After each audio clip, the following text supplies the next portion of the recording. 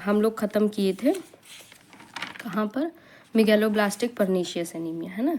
तो अब स्टार्ट करेंगे ए प्लास्टिक एनीमिया। ए प्लास्टिक एनीमिया में देखो पीछे हमने क्या पढ़ा था कि जो ये होता है आरबीसी, वो कैसा था पीछे, इसमें मेगालोब्लास्टिक में और परनीशियस एनीमिया में मैक्रो टाइप का था ना, बड़ी हो गई थी आरबीसी, तभी तो इसका नाम क्या था, मैक्रो था, मेगालोब्लास्टिक एनीमिया था।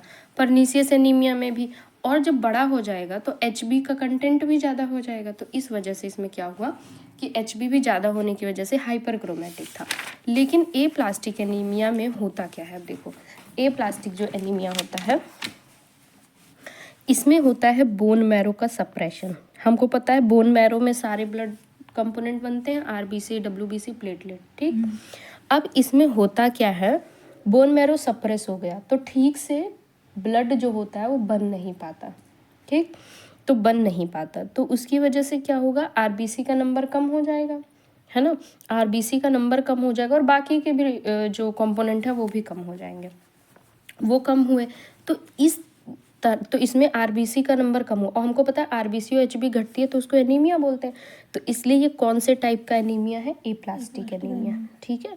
इसमें देखो या तो आरबीसी क्या है कि आरबीसी बनेगी लेकिन बहुत कम बनेगी, ठीक, लेकिन जितनी आरबीसी बनेगी वो कैसी होगी, नॉर्मल आरबीसी होगी। तो इसीलिए इसमें जो ये होता है क्या कहते हैं आरबीसी होता है, ये नॉर्मोसिटिक होता है, ठीक, मतलब नॉर्मल आरबीसी बनती है। तो ए प्लास्टिक एनीमिया किसकी वजह से होता है, बोन मैरो डिप्रेशन की वजह से, ठीक है। फिर उसके बाद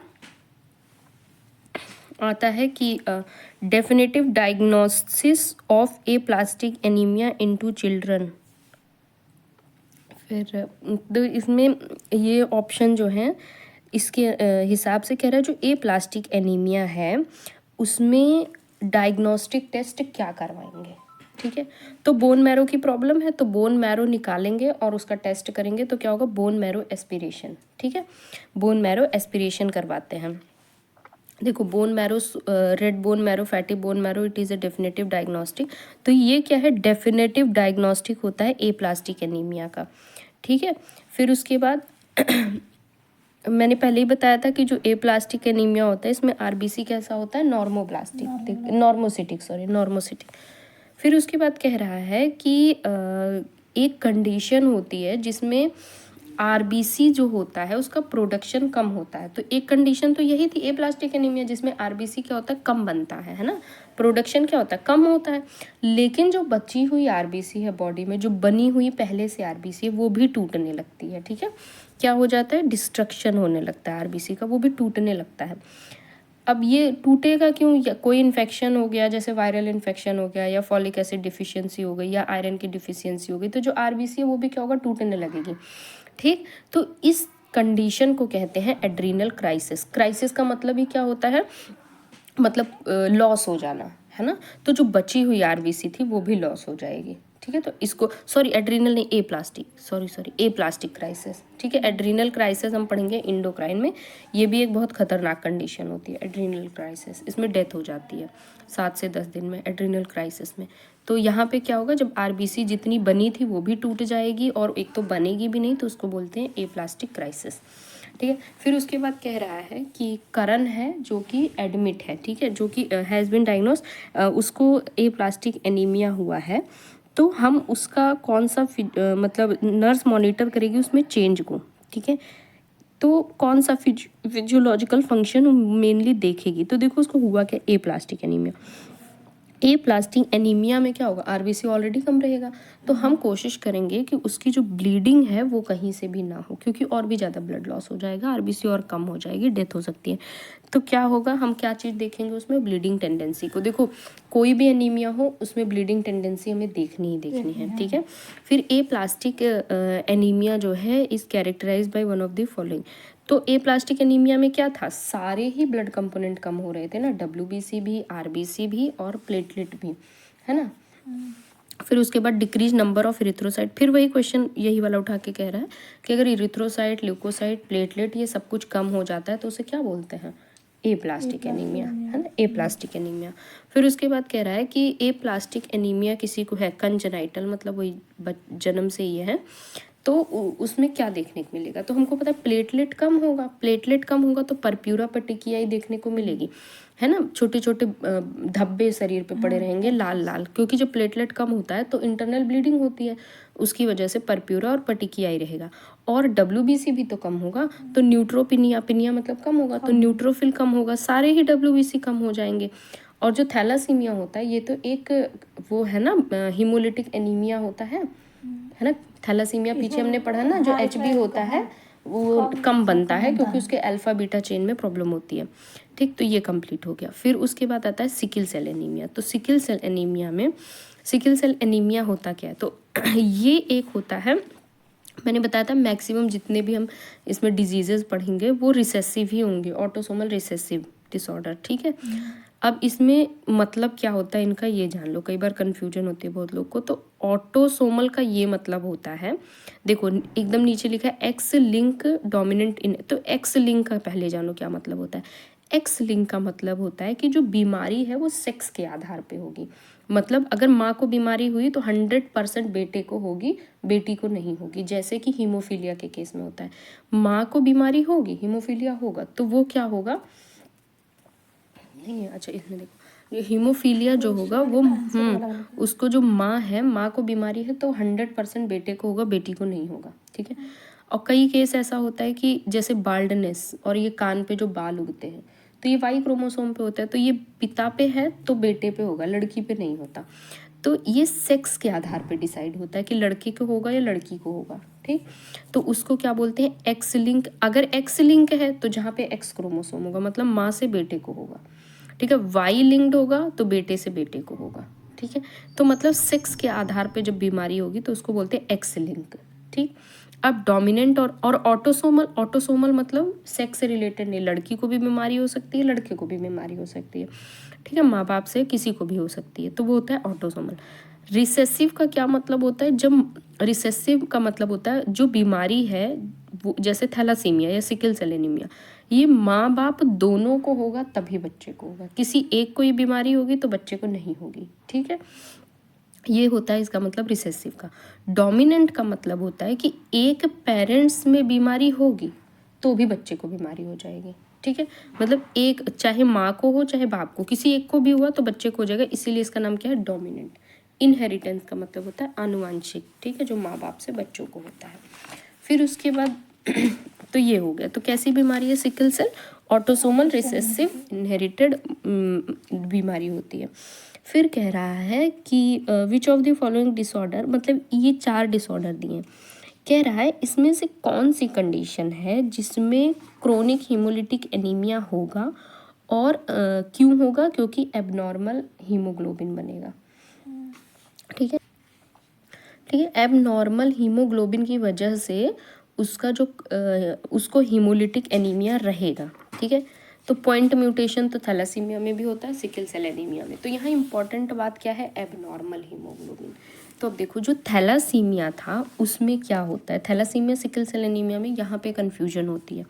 देखो जो थैलासीमिया होता है उसमें जो बीटा चेन होती है उसमें प्रॉब्लम होने की वजह से HB क्या होता है, बनता ही नहीं है, ठीक है। तो HB का जो नंबर होता है वो कम हो जाता है, ठीक है। एबनॉर्मल HB नहीं बनती, HB ही कम बनती है। जबकि सिकल सेल एनीमिया में जो HB होता है वो कैसा होता है, वो एबनॉर्मल बनता है, वो सिकल शेप का बनता है। सिकल मतलब जानते हो, हंसिए के जैसा, ठीक है, या क्रीशेंट शेप, मतलब इस तरह से चांद के जैसा, जो ये छोटा सा चांद होता है इसको बोलते हैं क्रीशेंट शेप, ठीक है। तो क्रीशेंट शेप का क्या बनता है, HB बनता है सिकल सेल में। तो इसमें HB एबनॉर्मल होती है, इसलिए इसका आंसर क्या होगा, सिकल सेल, ठीक। तो देखो सिकल सेल थैलासीमिया में जो कन्फ्यूजन होती है, सिकल सेल क्या होता है, सिकल सेल में जो HB होता है उसका स्ट्रक्चर एबनॉर्मल होता है, ठीक। सिकल सेल में जो HB होता है वो HBS टाइप का होता है, जबकि नॉर्मल जो HB होता है वो HBA टाइप का होता है, ठीक है। ये होता है नॉर्मल HB, ये क्या है, नॉर्मल HB। जबकि सिकल सेल में कैसा हो जाएगा, HBS टाइप का। HB, इसमें HB जो होता है उसकी क्वालिटी डिफेक्ट हो जाती है, ठीक है।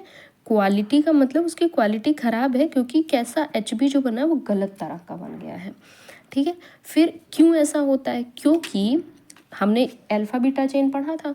जो एचबी का बीटा चेन होता है वहाँ पे क्या होता है कि वो अब बीटा चेन हमको पता है ग्लोबिन प्रोटीन से बना था, है ना, उसमें अमीनो एसिड होगा क्योंकि प्रोटीन से अमीनो एसिड मतलब प्रोटीन अमीनो एसिड से बनता है। तो वहाँ पे एक अमीनो एसिड होता है ग्लूटामिक एसिड नॉर्मल एचबी में, लेकिन एक इस ग्लूटामिक एसिड को हटा के वैलीन अमीनो एसिड आके जुड़ जाता है। ठीक, तो जो ग्लूटामिक एसिड है वैलीन होता है ज़्यादा बलशाली, ऐसे करके याद रखो। तो वैलीन ग्लूटामिक एसिड को हटा देता है, तो हटा देता है तो जो बीटा चेन का स्ट्रक्चर था वो ख़राब हो जाता है। ठीक है भाई, जो चीज़ चाहिए वो है ही नहीं, उसकी जगह कुछ और लगा दोगे, ठीक है, तो क्या होगा, बीटा चेन का स्ट्रक्चर ख़राब हो जाता है। इस वजह से जो एचबी है उसका भी स्ट्रक्चर ख़राब हो जाता है। ठीक है, तो यहाँ प्रॉब्लम क्या आती है स्ट्रक्चर में, सिकल सेल एनीमिया में। थैलासीमिया में क्या होता है, इसमें क्वांटिटी कम बनती है। ठीक है, क्योंकि वहाँ पे क्या है कि एचबी में बीटा चेन जो होता है वो बनता ही नहीं है, तो क्वालिटी क्या होती है, कम हो जाती है एचबी की। तो एचबी का जो स्ट्रक्चर जितना एचबी बनेगा वो तो नॉर्मल बनेगा, ठीक है, लेकिन कम बनेगा। तो एक्चुअली में इसमें ग्लोबिन चेन की सिंथेसिस ही नहीं होती है या फिर बहुत कम होती है। तो एचबी में क्वांटिटेटिव डिफेक्ट होता है। यहाँ पे क्वांटिटेटिव का मतलब क्वांटिटी में कम होता है, नंबर उसका कम बनता है। ठीक है, ये डिफरेंस होता है थैलासीमिया और सिकल सेल एनीमिया में। तो ये हो गया, तो यहाँ पे आंसर क्या होगा, इसलिए सिकल सेल एनीमिया, थैलासीमिया नहीं होगा।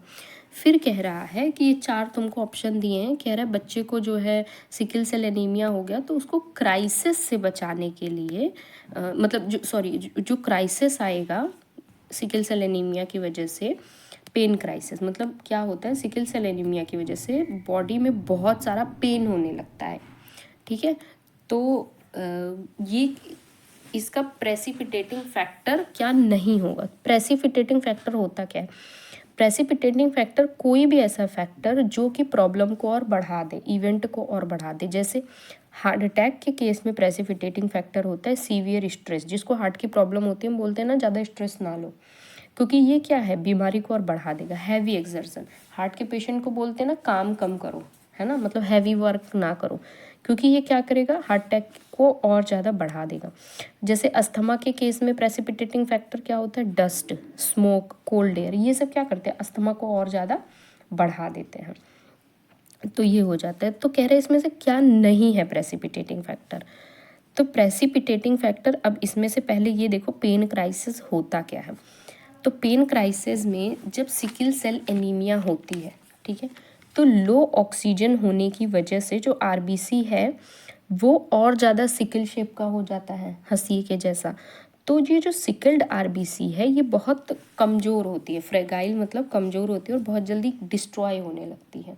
ठीक है, तो डिस्ट्रॉय होने के पहले ये जब ये क्या होती है, एक जगह पे आके ब्लड वेसल्स में चिपक जाती है।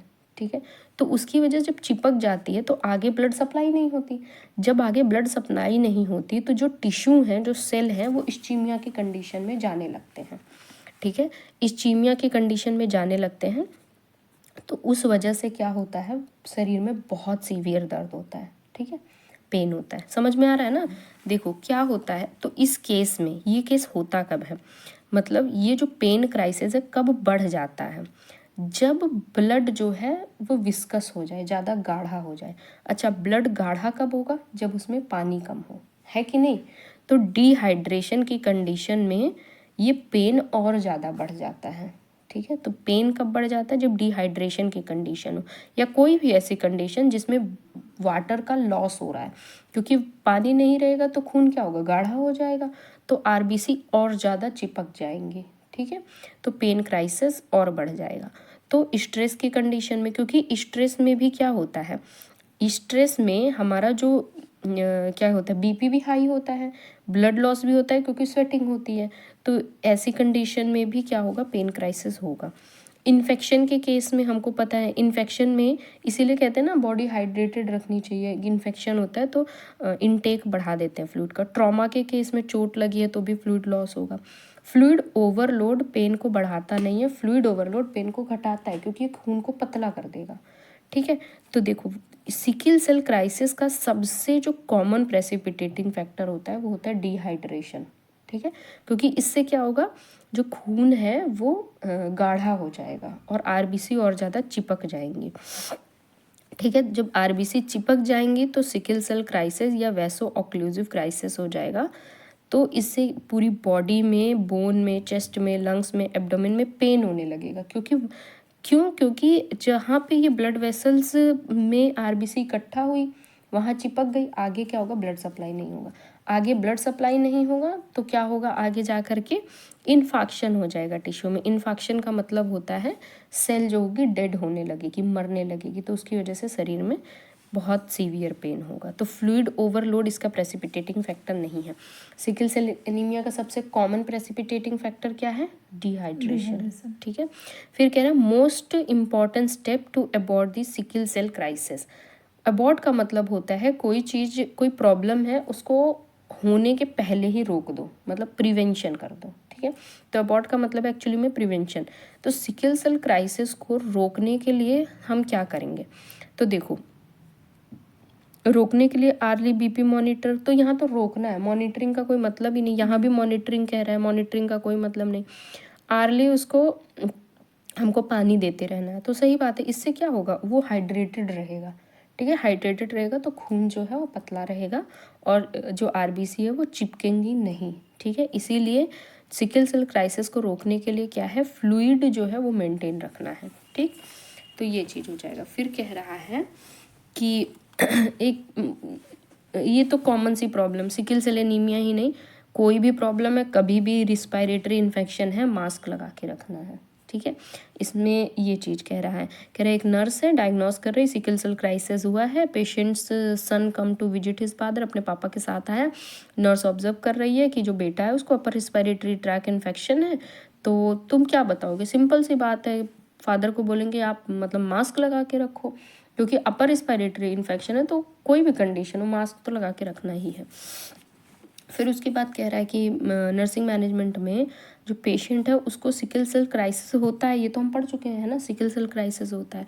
तो कह रहा है सिकल सेल क्राइसिस को मैनेज कैसे करते हैं। तो देखो सिकल सेल क्राइसिस होता क्यों है, यहाँ पे बताया था मैंने, एक तो डिहाइड्रेशन की वजह से बढ़ जाता है, और सिकल सेल में क्या होता है, जब लो ऑक्सीजन होता है तो आरबीसी सिकल शेप की हो जाती है, सिकल शेप की होती है तो आरबीसी बहुत कमज़ोर हो जाती है, टूटने लगती है और डिस्ट्रॉय होती है कहाँ पे जाके, स्प्लीन में। जब स्प्लीन में डिस्ट्रॉय हो जाती है, आरबीसी कम हो जाती है, तो इसकी वजह से बॉडी में होता क्या, क्रोनिक हीमोलिटिक एनीमिया और फटीक होता है, पिलार होता है, जॉइंडिस भी हो जाता है, क्योंकि आरबीसी टूटती है, हमने पीछे पढ़ा था आरबीसी टूटती है तो हिम बनता है, हिम से बिलीवर्डिन बनता है, बिलीवर्डिन से बिलीरुबिन बनता है, तो बिलीरुबिन बढ़ जाएगा तो जॉइंडिस हो जाएगा, तो डिले ग्रोथ होगा बच्चों में। तो ये जो कंडीशन है ये किस चीज़ की होती है, ये क्या कहते हैं, सिकल सेल क्राइसिस का। ठीक है, और इसको अलग से समझते हैं तो यहाँ पे ये वाला क्वेश्चन था ना, सिकल सेल क्राइसिस को मैनेज कैसे करेंगे। तो पहले हमने देखा कि क्या हो रहा था, ऑक्सीजन कम पड़ रहा था, है ना, तो ऑक्सीजन कम होने ही ना दो। तो इसके लिए क्या करो, ऑक्सीजन कम हो रहा है तो जिस वजह से पेन होगा, सिकल सेल क्राइसिस आएगी, ऑक्सीजन कम मत होने दो, मतलब ऑक्सीजन थेरेपी कर दो और फ्लूइड भी चढ़ा दो, और पेन बहुत तेज हो रहा है, बर्दाश्त तो होगा नहीं तो क्या देंगे, एनाल्जेसिक। ठीक है, फिर उसके बाद कह रहा है कि सिकल सेल एनीमिया हो रखा है उसको, उसके में स्टैसिस मतलब जो ब्लड क्लॉटिंग है उसको रोकना है। मैंने बताया था आरबीसी क्लम्प कर जाएगा इसमें, है ना, जब आरबीसी क्लम्प कर जाएगा तो क्लॉटिंग हो जाएगी। ठीक, तो क्लॉटिंग नहीं होने देना है। ठीक है, तो उसको रोकना कैसे, तो क्लॉटिंग हो कैसे रही थी, बॉडी में हाइपोक्सिया हुआ, ऑक्सीजन की कमी हुई, यही प्राइमरी कारण था, प्राइमरी कॉज था, तो उसकी वजह से जो एचबीएस है वो पॉलीमराइज हुआ। अच्छा, एचबीएस पॉलीमराइज का मतलब क्या होता है, पॉलीमराइज का मतलब होता है जो एचबी है, जब ऑक्सीजन कम होता है तो एचबीएस मतलब सिकल सेल वाली एचबी आपस में चिपक के एक लंबी चेन बना लेती है। ठीक है, लंबी चेन बना लेते हैं, उसी को बोलते हैं एचबीएस पॉलीमराइज हो गया। ठीक, पॉलीमराइज हुआ तो जो आरबीसी है वो सिकल शेप की हो जाएगी। ठीक है, सिकल शेप की हो जाएगी। अब जब सिकल शेप की होगी तो आपस में चिपक जाएगी।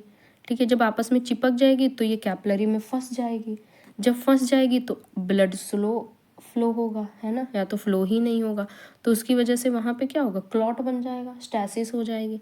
तो स्टैसिस नहीं होने का सबसे अच्छा कंडीशन क्या है, हाइपोक्सिया होने ही मत दो, क्योंकि शुरुआत तो यहीं से हुई थी ना। तो हाइपोक्सिया ना होने के लिए हम क्या करेंगे, उसको ऑक्सीजन दे देंगे, ठीक है।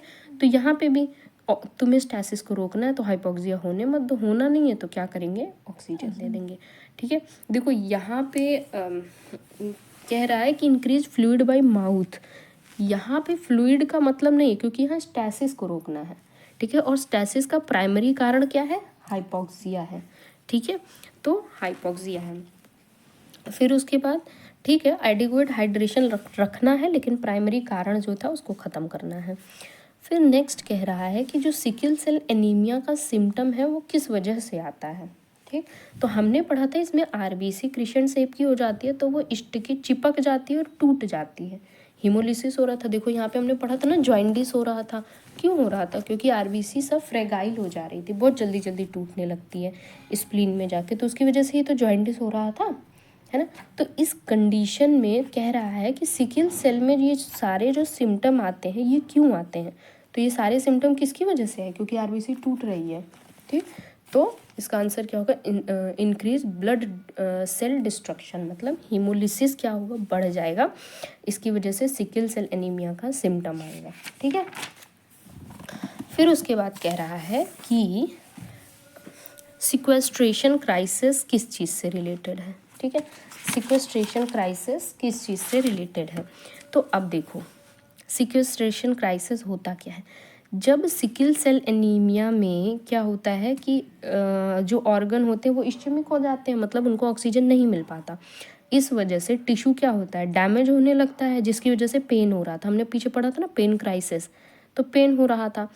तो ऐसा कहाँ पे होता है, स्प्लीन जो होता है, क्योंकि हमको पता है स्प्लीन क्या है, ग्रेवयार्ड है आरबीसी की, आरबीसी जब टूटती है तो यहीं पे आके टूटती है सबसे ज़्यादा, तो क्या होगी, यहाँ पे सारी आरबीसीज आके फंस जाएंगी और टूट जाएंगी, और वहाँ पे रास्ते को ब्लॉक कर देंगे, मतलब कंजेशन और ऑब्स्ट्रक्शन कर देंगी ब्लड वेसल किसके, स्प्लीन में, क्योंकि वहाँ पे क्या होगा, आरबीसी फंस जाएगी, तो स्प्लीन को ब्लड सप्लाई होगी ही नहीं, ठीक है। जब स्प्लीन को ब्लड सप्लाई नहीं होगी तो स्प्लीन में बहुत तेज दर्द करेगा, ठीक है, एब्डोमिनल पेन होगा, सीवियर एनीमिया होगा, स्प्लीनिक इन्फेक्शन हो जाएगा, मतलब स्प्लीन में लोकलाइज्ड सेल डेथ होगी, स्प्लीन की जो सेल होंगी वो मरने लगेंगी, और बहुत तेज क्या होगा, दर्द होगा।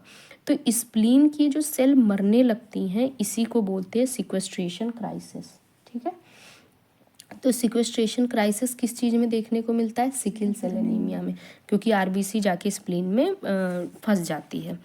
फिर उसके बाद कह रहा है कि सिकल सेल डिजीज़ हुई है, ठीक है, 15 साल के बच्चे को, तो तुम किस चीज़, इसमें ये जो चारों ऑप्शन है इसमें कौन सी ऐसी चीज़ है जिसको लेके तुम ज़्यादा कंसर्न रहोगे, मतलब ध्यान ज़्यादा रखोगी कि यार ये तो ठीक नहीं है, इसमें ये अगर काम करे तो पहला क्वेश्चन कह रहा है कि वो जो बच्चा है उसको बेसबॉल खेलना पसंद है, तो इस चीज़ से हम कंसर्न रहेंगे, क्यों, क्योंकि हमने पीछे पढ़ा था कि जो एक्सरसाइज होती है उसमें क्या होता है, वाटर लॉस होता है स्वेटिंग से, तो डिहाइड्रेशन की कंडीशन आती है, और हमने क्या पढ़ा था कि जो डिहाइड्रेशन होता है ये सिकल सेल एनीमिया क्राइसिस का सबसे कॉमन प्रेसिपिटेटिंग फैक्टर है।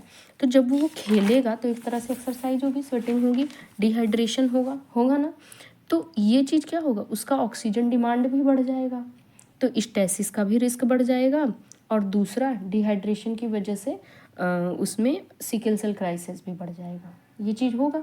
तो ये जो चीज़ है कि उसको खेलना पसंद है, बेसबॉल खेलना पसंद है, ये चीज़ कंसर्न करेगी, इसलिए ऐसे बच्चों को हम मतलब ऐसे जो इंडोर गेम्स होते हैं जो घर के अंदर बैठ के खेला जाता है, जिसमें बहुत ज़्यादा बॉडी का यूज़ नहीं है, फिजिकल एक्टिविटी का, वो गेम प्रेफर करते हैं, ठीक है।